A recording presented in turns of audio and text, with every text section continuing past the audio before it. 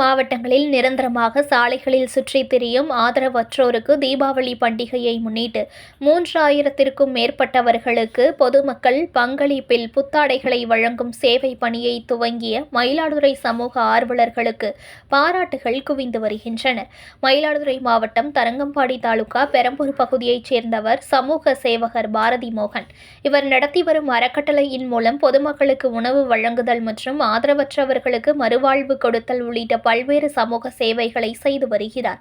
இந்த நிலையில் தீபாவளி பண்டிகையை முன்னிட்டு சாலையோரம் வசிக்கக்கூடிய ஆதரவற்றோருக்கு புத்தாடைகள் வழங்க வேண்டும் என்ற நோக்கில் சமூக ஆர்வலர்கள் பொதுமக்களிடம் நிதி திரட்டியுள்ளனர்.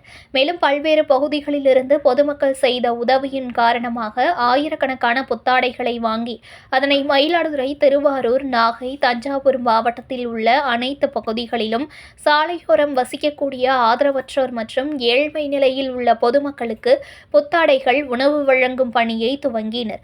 போர்வை, வேஷ்டி, கைலிகள் மற்றும் உணவு உள்ளிட்டவற்றை நேரடியாக சென்று சமூக சேவகர் பாரதி மோகன் வழங்கிய நிலையில் மாவட்டத்தில் ஆயிரக்கணக்கானோருக்கு புத்தாடைகள் வழங்க திட்டமிட்டிருப்பதாக தெரிவித்துள்ளார். இச்சேவையை பொதுமக்கள் பலரும் பாராட்டி வருகின்றனர். செய்திகளை உடனுக்குடன் தெரிந்து கொள்ள லைக் பண்ணுங்க, ஷேர் பண்ணுங்க, சப்ஸ்கிரைப் பண்ணுங்க, மறக்காம கமெண்ட் பண்ணுங்க.